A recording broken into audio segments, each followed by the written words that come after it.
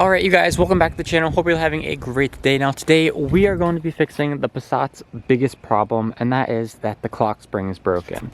Now being that the clock spring is broken, that means my horn doesn't work, none of the buttons on my steering wheel works, and I also have the airbag light on and the tire pressure sensor light on. Being that the clock spring acts as like the steering sensor and it messes with all the stability controls and everything. So today we're going to be fixing that.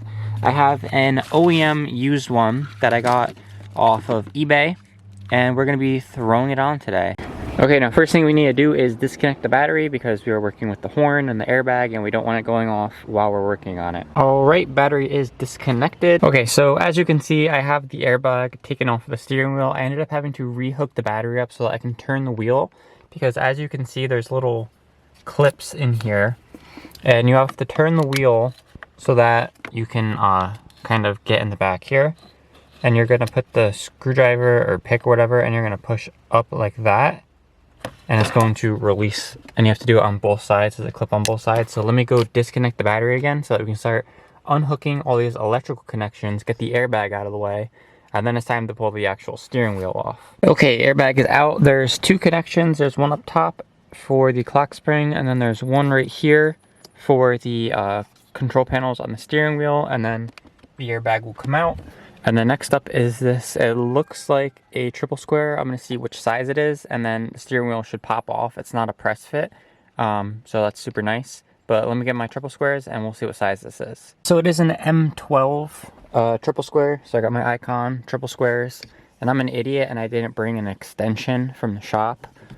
But that came out super freaking easily, as you can see. Now, I don't know if it's going to focus in there, but there is like a little markup for the spline. So there's a little line right here, and then there's a little line on there. So when you spline it back in, everything is straight. And then this guy should come right off. Put that right there. Damn, that's the easiest steering wheel I have ever taken off. So let's put this to the side.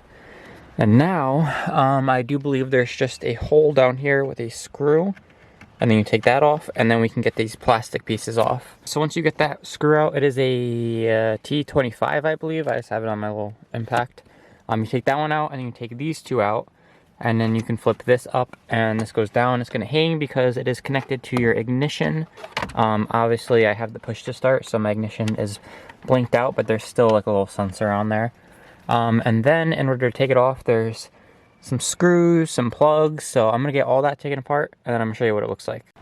Alright, so after very carefully taking all the connections off, which I am usually pretty bad about, I usually break them all, but I didn't this time. We got all the connections. There's two on the bottom here, and then there's two white ones, one on the top, one on the right side.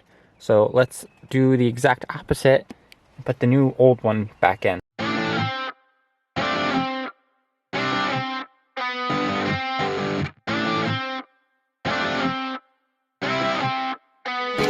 Stars.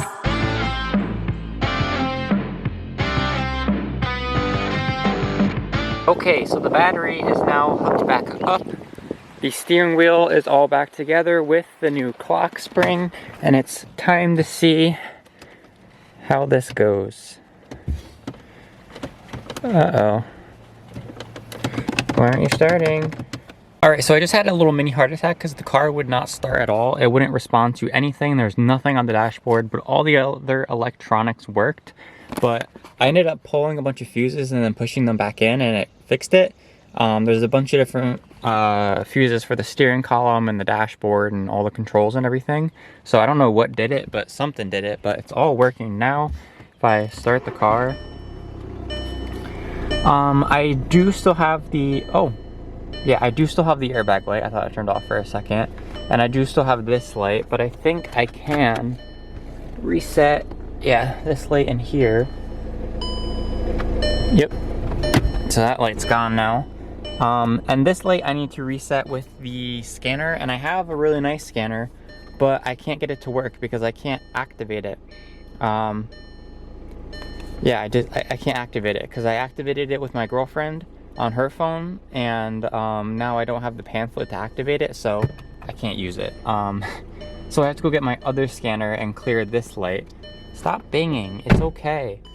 But now all my controls work. I can go through everything. I couldn't do that before. Horn works.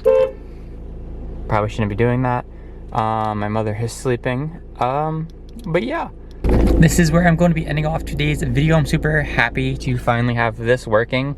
Now I just need to go get tires, which we're going to be going and doing this weekend, and then I can get it inspected, and then we can delete it. I'm super excited to delete it. We're going to be deleting it and hood stacking it, so if you want to see that, make sure you subscribe. We're trying to hit 10,000 subscribers by the end of the year, so hit that subscribe button, follow the journey, and as always, thank you guys so much for watching. I hope you enjoyed. I will see you in the next one. Peace.